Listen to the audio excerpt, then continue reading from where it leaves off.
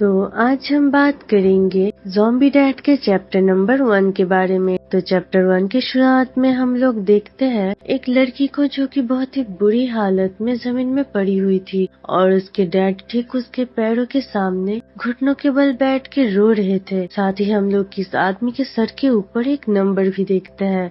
यह आदमी रोते हुए बोल रहा था, मेरी प्यारी बच्ची, प्लीज मुझे माफ कर दो, मैंने तुम्हें मार दिया, एक बार नहीं पर 99 बार। और इतना बोलते ही यह आदमी उठ खड़ा होता है और अपने आंखें पोंछते हुए अपनी बातों को कंटिन्यू करता है। ये आखिरी मौका है, मुझ पे यकीन करो डामी, इस बार मैं हार नहीं मानूंगा, प्लीज अब तुम और मत रोना मेरी प्यारी बच्ची। और यहीं पे ये सीन पास्ट में शिफ्ट होता है और हम लोग देखते हैं इसी आदमी को जो कि अपने रूम में बैठ के बहुत ही हैरानी के साथ न्यूज देख रहा था, जहाँ पे बताया जा रहा था कि शहर के बीचों बीच कैसे अचानक से मॉन्स्टर्स अपीयर हो गए। हम लोग इस शहर के एक सीन को भी देखते हैं जहाँ पे सब कुछ तबाह हो रखा था, चारों तरफ आग जल रही थी और कुछ लोग जो ज़ॉम्बी बन चुके थे वो राक्षसों की तरह बाकी लोगों को काट के खाए जा रहे थे। देखते ही देखते ये दुनिया खत्म हो गई और सीन दोबारा शिफ्ट होता है इसी आदमी के ऊपर। यहाँ पे अब इसकी बेटी रूम में एंटर करते हुए इससे पूछती है, डैड आखिर आप क्या देख रहे हो? ये आदमी उसकी तरफ देखते हुए जवाब देता है, क्या मैं? सीन यहीं पे दोबारा शिफ्ट होता है किसी और टाइम लाइन में जहाँ पे ये लड़की दोबारा मर चुकी थी और ये आदमी अपने बेटी को गोद में लेके रोते हुए बोल रहा था, डामी नहीं, प्लीज मुझे ऐसे अकेला छोड़ के मत जाओ। और इसी बीच प्रेजेंट टाइम के इसी आदमी का वॉइस ओवर हमें सुनने को मिलता है, हम दोनों को यहाँ पे सरवाइव करना होगा, पर एक बूढ़े आदमी और उसकी छोटी सी बच्ची के लिए ये दुनिया एकदम नर्क के समान है। और फिर क्या, हम दोनों ही यहाँ पे खत्म हो गए। पर वो पल जब हम दोनों खत्म हुए और तभी यहाँ पे एंट्री होती है इस कहानी के गॉडेस की, जिसके पैरों के सामने ये आदमी घुटनों के बल बैठा हुआ था और ये गॉडेस हंसते हुए बोल रही थी, मैं तुम्हें एक दूसरा मौका दे सकती हूँ। और गॉडेस के इतना बोलते ही इस आदमी का आँख एकदम से खुलता है अपने ही बेड पे। इस आदमी को देख के ऐसा लग रहा था जैसे कि इसने कोई बुरा सपना देखा है अब तक, पर इस बार इस आदमी का सिर पे नंबर 1 की जगह पे नंबर 99 दिख रहा था। ये आदमी एकदम से झटके से उठ के बैठता है और अपने आप को देखते हुए बोलने लगता है, क्या मैं बिल्कुल ठीक हूँ, लेकिन ये सब कैसे पॉसिबल है? और अगले ही पल में हम देखते हैं कि यह आदमी अपने बेटी का दरवाजा जोर जोर से पीट रहा है और उसे दरवाजा खोलने के लिए बोल रहा है। पर आधी रात में इतना शोर सुन के इसकी बेटी थोड़ा चिढ़ जाती है और बोलने लगती है, सीरियसली डैड, अभी आधी रात हो चुकी है, आखिर क्या हुआ है आपको? और जैसे ही इसकी बेटी दरवाजा खोलती है तो अपनी बेटी को पकड़ के बोलने लगता है, डामी तुम अब तक जिंदा हो, तुम ठीक हो? और डामी को ये सब सुन के कुछ भी समझ में तो नहीं आ रहा होता। डामी कहती है, डैड आखिर आपको क्या हुआ है? क्या आपने मुझे लेकर कोई बुरा सपना देखा? पर तभी आदमी अपनी बेटी का हाथ पकड़ता है और अगले ही सीन में हम देखते हैं कि ये तैयार होकर अपनी बेटी को लेकर कहीं पे जा रहा है।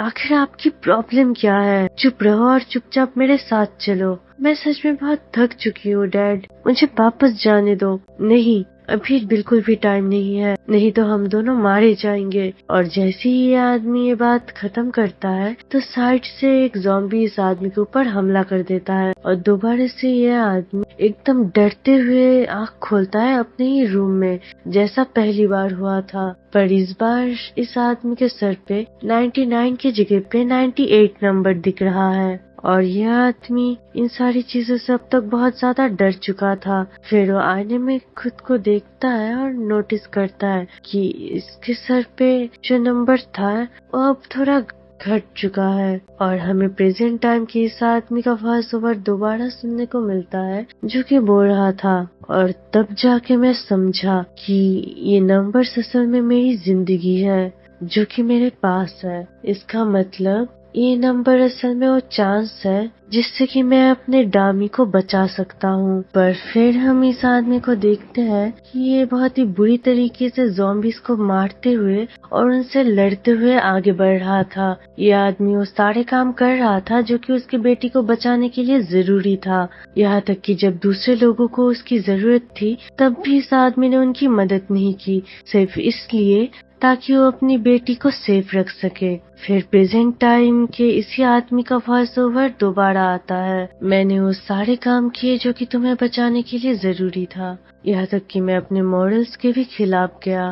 पर अगर ये सब तुम्हारे लिए है तो मैं कुछ भी कर सकता हूँ। लेकिन आखिरकार मुझे इस बात का एहसास हुआ कि मैं चाहे 100 बार कोशिश करूं या 1000 बार, फर्क नहीं पड़ता कि मुझे कितने बार ही ये मौका मिल रहा है। आखिरकार हूँ तो मैं वही बेकार इंसान, वही बुरा पिता जो कि अपने ही आंखों के सामने अपनी बेटी को बार बार मरते हुए देखता है। और हम देखते हैं कि ये इस आदमी का 13 नंबर लाइफ है और यहाँ पे भी ये आदमी फेल हो चुका है अपनी बेटी को बचाने में। पर इसकी बेटी अभी धीरे धीरे ज़ॉम्बी बन रही थी और अपने होश में पूरी तरीके से नहीं थी, लेकिन फिर भी ये धीरे धीरे अपने डैड की तरफ आगे बढ़ती है और उनसे मदद मांगती रहती है। पर इस आदमी को भी पता था कि अब वो इस जिंदगी में तो और अपनी बेटी की कोई मदद नहीं कर सकते, इसलिए वो अपनी बेटी को गले लगाते हैं और सीधा अपने सर पे गोली चला लेते हैं, जिससे कि वो दोबारा उसी टाइम में अपना आंख खोलते हैं जिस टाइम में वो पहली बार उठे थे गॉडेस से ब्लेसिंग मिलने के बाद। और इस बार उठ के यह आदमी पैनिक नहीं करता और ना ही डरता है, ये बस बैठ के रो रहा था। फिर सीन शिफ्ट होता है इसकी बेटी की तरफ। कुछ आवाजों की वजह से इसकी बेटी का नींद टूट चुका था और वो बाहर आके अपने डैड से बोलती है, डैड आखिर ये सारे शोर किस चीज का है। पर जैसे ही वो अपने डैड की तरफ देखती है तो उसका डैड हाथ में एक नाइफ लेके खड़ा था। और अपने डैड को इस हालत में देख के डामी तो एकदम से शॉक्ड रह जाती है और उसका डैड धीरे धीरे उसके पास आके उसे हग कर लेते हैं और उसके कान में धीरे से बोलते हैं, मैं तुमसे प्रॉमिस करता हूँ चाहे मुझे 100 बार मरना पड़े या 1000 बार, इससे कोई फर्क नहीं पड़ता, लेकिन मैं हर बार जिंदा वापस आऊंगा सिर्फ तुम्हें बचाने के लिए। तुम बस मुझ पे यकीन करो मेरी बच्ची। आधी रात में अपने डैड के मुंह से ऐसी बातें सुनने के बाद नेचुरली दामी को तो कुछ भी समझ में नहीं आ रहा होता और यहीं पे सीन शिफ्ट होता है प्रेजेंट टाइम में। और यहाँ पे हम लोग देखते हैं कि यहाँ पे दामी के जाने के बाद इस बार दामी के डैड ने खुद को खत्म नहीं किया, बल्कि वो दामी के बॉडी को उठाकर देजंग नाम के एक सेफ शेल्टर तक पहुँच गए। 99 बार फेल होने के बाद आखिरकार मैंने एक सेफ शेल्टर ढूंढ लिया जहाँ पे जॉइंट फोर्स के सोल्जर्स थे, बेस्ट प्रोटेक्शन था और साथ ही मेडिकल यूनिवर्सिटी के टीम्स ने यहाँ पे सर्वाइवल्स का बहुत ही अच्छे से ध्यान रखा। और लकीली ये जगह अब तक खत्म नहीं हुआ था, ये जगह मानो कि असली स्वर्ग था। मैंने अपनी जिंदगी के 40 साल यहाँ पे गुजार दिए। तुम भी काफी लंबा इंतजार कर रही हो है ना? इस बार मैं सतर्क रहूंगा क्योंकि ये मेरा आखिरी मौका है और अब मुझे पूरा यकीन है कि ये जगह एकदम सेफ है। तो अगर हम दोनों यहाँ पे जिंदा पहुँच पाए तो ये जगह हमारा आखिरी स्टॉप होगा। तुम बस थोड़ा इंतजार करो, मैं बहुत जल्दी ही तुम्हें लेने आ रहा हूँ। और ये बोलते ही वो यहाँ पे खुद को खत्म कर देते हैं और इस बार हम देखते हैं कि वो पूरी तरीके से तैयार होता है अपने बेटी के साथ देजंग जाने के लिए। वो एक दूसरे की तरफ देखते हैं और यह आदमी अपने मन ही मन बोलता है, पिछली बार देजंग पहुंचने से पहले ही दामी मुझे छोड़ के चली गई थी और ये सब कुछ हुआ सिर्फ और सिर्फ मेरी गलती की वजह से। मैंने अपनी जिंदगी के 40 साल दिए, 100 बार इसे दोहराया, हर एक डिटेल का ध्यान रखा इस प्लान को बनाते वक्त, सिर्फ इसलिए ताकि मेरी दामी जिंदा रह सके। और ये बोलकर जैसे ही ये आदमी दरवाजा खोलता है तो उसके आंखें एकदम फटी की फटी रह जाती है, क्योंकि बाहर का नजारा देख के ऐसा लग रहा था मानो कि पूरे शहर में जितने ज़ॉम्बीज थे वो सारे के सारे आकर उसके घर के बाहर ही जमा हो गए। ये नजारा देखकर वो तो एकदम फ्रीज हो गया था और वो अपने मन ही मन बोलने लगता है, उसने 40 साल में ऐसा कभी भी नहीं सोचा, यहाँ तक कि उसके पिछले 99 जिंदगी में से किसी एक जिंदगी में भी ऐसा एक बार के लिए भी नहीं हुआ। ये सब कुछ इतना ज्यादा नेचुरल था कि उसने कभी इस सिचुएशन के बारे में सोचा ही नहीं। उसके पिछले जिंदगियों में उसके दरवाजे के बाहर एक भी ज़ॉम्बी नहीं था और वही दूसरी तरफ ये ज़ॉम्बीज दौड़ते हुए उसकी तरफ ही बढ़ रहे थे और ये ज़ॉम्बीज उसे छूने वाले ही थे कि तभी दामी पीछे से डैड कह के चीख देती है और दामी का आवाज सुनकर वो अचानक से होश में आता है। होश में आते ही वो सबसे पहले दामी को ही धक्का देके के अंदर की तरफ गिरा देता है और दरवाजा बंद कर देता है बाहर से। और दामी ये देखकर दौड़ के जाती है दरवाजे के पास और जोर जोर से दरवाजा पीटने लगती है और रोते हुए बोलती है, डैड आखिर आप ये क्या कर रहे हो, प्लीज आप दरवाजा खोल दो। लेकिन वो दरवाजा पकड़ के खड़ा था सिर्फ इसलिए ताकि दामी को थोड़ा और वक्त मिल जाए जिंदा रहने के लिए।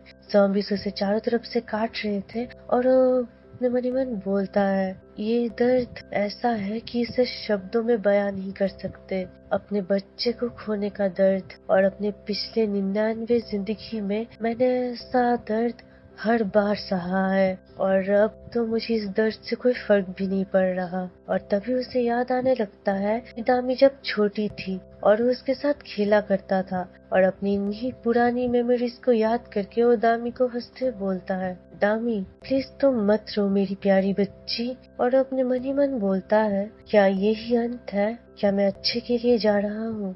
पर तभी उससे अचानक से याद आता है कि दामी बिना उसके सरवाइव कर ही नहीं पाएगी और ये याद करते ही वो एकदम से खुद को छुड़ाने की कोशिश करने लगता है और चीख चीख कर बोलने लगता है कि नहीं, मुझे कोई फर्क नहीं पड़ता कि मेरे साथ क्या हो रहा है। अगर मेरी बेटी जिंदा है तो मुझे इस बात से भी कोई फर्क नहीं पड़ता कि मैं मर ही क्यों ना जाऊं, मैं यहाँ पे नहीं मर सकता। बोलकर आखिरकार वो एक झटके में अचानक से सारे ज़ॉम्बीज को चारों तरफ उड़ा देता है। मेरे ख्याल से यहाँ पे वो जो ज़ॉम्बी वायरस है तो उसने किसी तरीके से शायद इस वायरस को इम्यून कर लिया है और इस वायरस की वजह से उसका बॉडी भी ट्रांसफॉर्म हो जाता है और फिर एक ज़ॉम्बी उसके तरफ भाग के आता है उसे अटैक करने के लिए। पर उल्टा उस ज़ॉम्बी के मुंह पे इतने जोर से एक पंच मारता है कि उसका सर धड़ से अलग हो जाता है और फिर ऐसे ही एक एक करके वो यहाँ के सारे ज़ॉम्बीज से लड़ने लगता है। कभी ज़ॉम्बीज उसे काटते हैं तो रिप्लाई में वो भी ज़ॉम्बीज को फाड़ के रख देता है और ऐसे ही वो यहाँ के हर एक ज़ॉम्बीज को सिंगल हैंड डिफीट कर भी देता है। और फाइनली जब हमें उसका ये क्लोजअप दिखाया जाता है ना ट्रांसफॉर्मेशन के बाद, तो पता नहीं क्यों गाइस मुझे ये देख के एकदम किलर पीडट जैसा लग रहा है। और फिर वो बोलता है, 100 बार फेल होने के बाद आखिर मुझे एक और चांस मिला। फिर सीन शिफ्ट होता है दामी पे जो कि अंदर बैठ के रो रही थी। पर तभी अचानक से सुबह के रोशनी के साथ ये दरवाजा धीरे से खुलता है और उस दरवाजे से उसका डैड अंदर आता है और वो अंदर आते ही कहता है, तुम चिंता मत करो मेरी प्यारी बेटी, भले ही मैं ज्यादा देर तक इंसान ना रह पाऊँ लेकिन मैं आखिर तक तुम्हें प्रोटेक्ट करूंगा। तुम ठीक तो हो ना मेरी प्यारी बच्ची। और ये कहानी यहीं पे खत्म होता है और अब हम मिलेंगे अगले वीडियो में।